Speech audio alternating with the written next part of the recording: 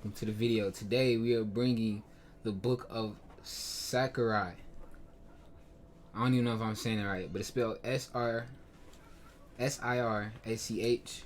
so this morning I have read all the way from 1 through 9, and I wish to continue to read this. Actually, I didn't know this was a Catholic Bible, and it has some of the missing books in here, which is pretty cool, which is really cool. And so I'm about to really dive deep in this, and like, because it has the letter of Jude in here, first letter. It like, I don't know, bro. I don't understand why you have different people taking out different books in the Bible, but we're gonna get to the root of it. And because this book right here is such a pillar, such a great thing to read, because it's like straightforward to the point. So let's get to the point. The wisdom of Sirach. Chapter 1. Praise of wisdom. All wisdom comes from the Lord, and with him it remains forever. The sand of the seashores, the drop of rain, and the days of eternity, who can number these? Heaven is height, earth breadth, the depths of the abyss, who can explore these? Before all things wisdom was created, and prudent understanding from eternity. To whom has wisdom root been revealed? Who knows her sublidities? We're gonna have to look that up one day. Sublidities? Litities? Do they have that down here somewhere? But there is but one wise and truly awe-inspiring, seated upon his throne. It is the Lord. He created her. He's seen her, taken note of her. He has poured her forth all his works upon every living thing according to his bounty. He has lavished her upon his friends. Fear of the Lord is glory and splendor, gladness and a festival crown. Fear of the Lord warms the heart, giving gladness and joy and length of the days. He who fears the Lord will have a happy end. Even on the day of his death he will be blessed. The beginning of wisdom is fear of the Lord, which is formed with the faithful in the womb. With the devoted men was she created from of old, with the children her benefits abides.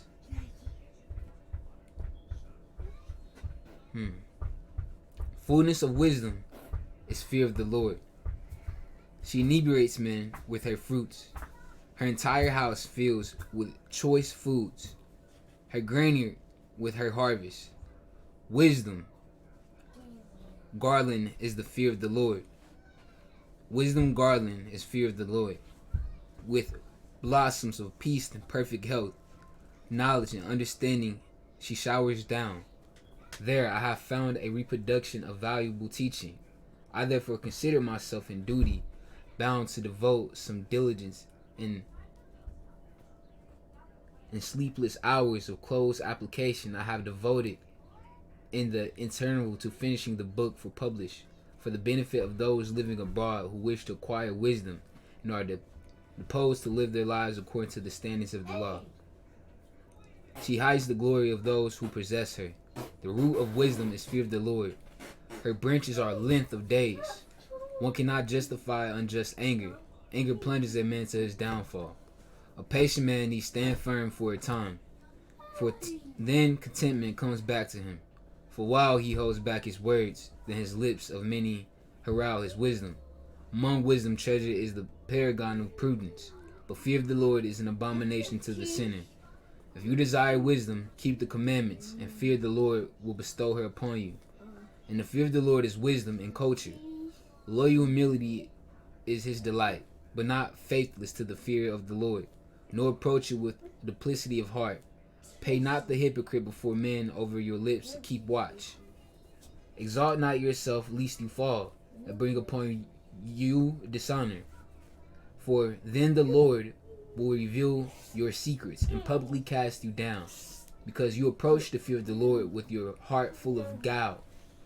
And so I look guile up, and it means having a sly and cunning heart.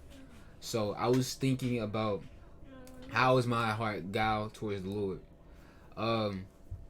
Because it got to a point where I was like, you know what, I'm gonna be this great guy, this person like with no hatred in him, put on his persona. But in reality, this is all just like a front. So when I have power, I can abuse it. I can be tyrant. And so this is something I'm actually being humbled now, like right now, because pride, you ain't gonna get nowhere with pride. You're gonna fall down. And this is like it talks about that later. We're gonna read all the way to chapter 2 and 3, then probably come back later. But chapter 2, duties towards God. My son, when you come to serve the Lord, prepare yourself for trials.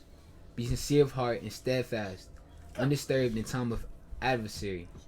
Cling to him, forsake him not. Thus will your future be great. Accept whatever befalls you. In crushing misfortune, be patient, for in the fire gold is tested, and worthy men in the crucible of humiliation. Trust God, and he will help you. Make straight your ways and hope in him. You will fear the Lord. Wait for his mercy. Turn not away lest you fall. You will fear the Lord. Trust him, and your reward will not be lost. You who fear the Lord hope for good things, for lasting joy and mercy. Study the generations long past and understand, has anyone hoped in the Lord and been disappointed? Has anyone persevered in his fear and been forsaken? Has anyone called upon him and been rebuffed? Compassionate and merciful is the Lord. He forgives sins. He saves in time of trouble. Woe to craven hearts and drooping hands, to sinner who treads a double path. Woe to the faint of heart who trust not, who therefore will have no shelter. Woe to you who have lost hope. What will you do at the visitation of the Lord? Those who fear the Lord disobey not his words. Those who love him keep his ways. Those who fear the Lord seek to please him. Those who love him are filled with his law. Those who fear the Lord prepare their hearts and humble themselves before God. Let us fall into the hands of the Lord and not into the hands of men. For equal to his majesty is the mercy that he sows. Chapter 3. Duties towards parents. Children, pay heed to father right. Do so that you may live. For the Lord sets a father in honor over his children. A mother's authority he confirms over her sons. He who honors his father atones for sins. He stores up his righteous who reveres his mother. He who honors his father is gladdened by children, and when he prays, he is heard. He who reverses his father will live a long life. He who obeys the Lord will bring comfort to his mother. He who fears the Lord honors his father and serves his parents as rulers. In the world indeed honor your father, that all his blessings may come upon you. For a father's blessing gives a family firm roots, but a mother's curse uproots the growing plant. Glory not in your father's shame, for his shame is no glory to you. His father honors is a man's glory. Disgrace for her children, a mother's shame. My son, take care of your father when he is old. Leave him not as long as he lives. Even if his mind fail, be considerate with him. Reveal him not into the fullness of your strength, for kindness to a father will not be forgotten. It will serve as a sin offering. It will take lasting root. In time of tribulation, it will be recalled to your advantage. Like warmth upon frost, it will melt away.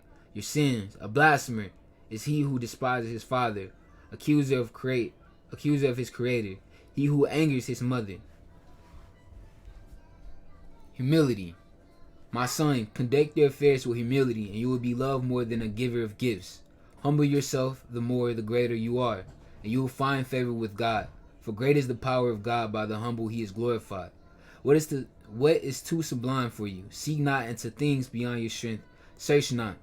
What is committed to you? Attend for what is hidden, and is not your concern with what is too much for your metal, not when shown things beyond human understanding. Their own opinion has misled many, and false reasoning unbalanced their judgment. Where the pupil of the eye is missing, there is no light. Where there is no knowledge, there is no wisdom. A stubborn man will fare badly in the end, and he who loves danger will perish in it. A stubborn man will be burdened with sorrow. A sinner will heap sins upon sin. For the affliction of the proud man, there is no cure. He is the offshoot of the evil plant. The mind of a sage appreciates proverbs, and an attentive ear is the wise man's joy. Alms for the poor. Water quenches a fire, and alms atone for sins. And who does a kindness is remembered afterward. When he falls and finds the support.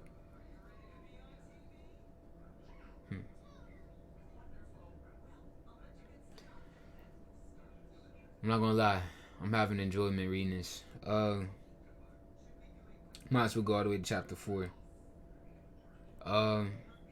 My son, rob not the poor man of his livelihood.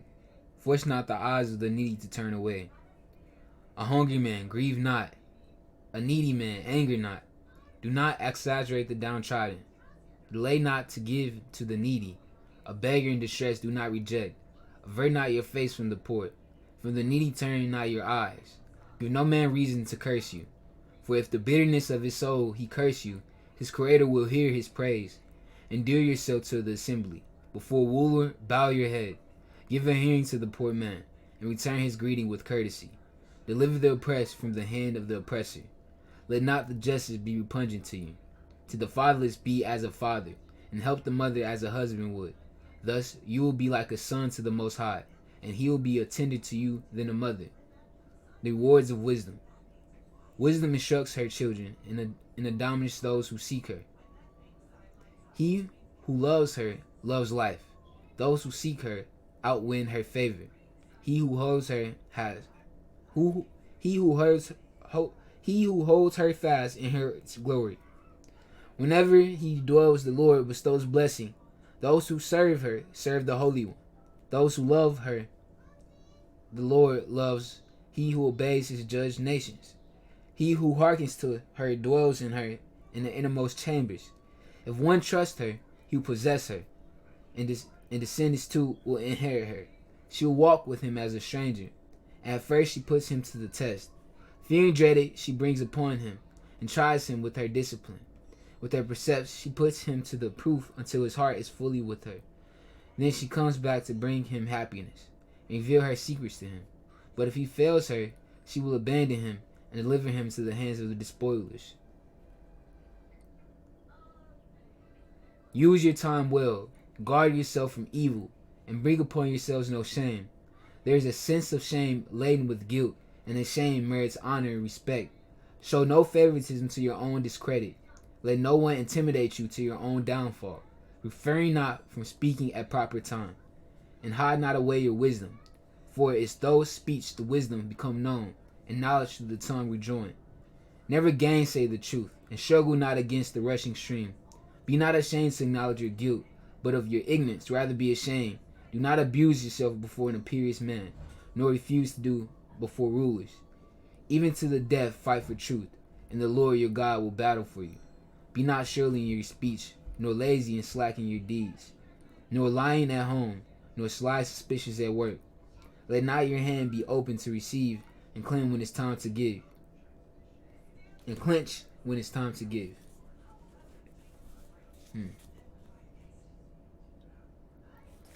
We're gonna go to chapter 4. No, we already made it to 13 minutes. I'm gonna give so far what I think about this chapter. This chapter is very, it's more in depth of what's going on now. I feel like Sakurai is taking the place now. Like a lot of people need to hear this chapter now.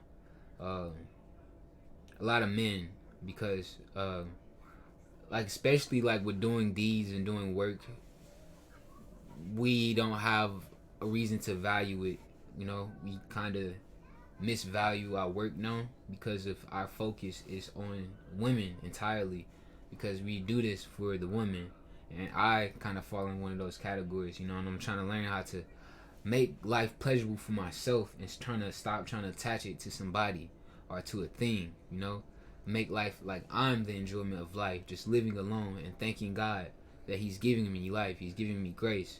And so that is because it say conduct your affairs with humility, and this is, I look back at some like probably all the things I have done in life, and it wasn't with humility. It wasn't with like, oh, this is what God is telling me to do, let me do it. It was more like these people are needy, they want me to do something for them, they want me. And so it's like, you know, I always had like an attitude about it, and so I really need to learn that and drill that in my head, because having humility and just being humble, he said that's better than giving gifts. That's better than somebody who's coming around and giving gifts.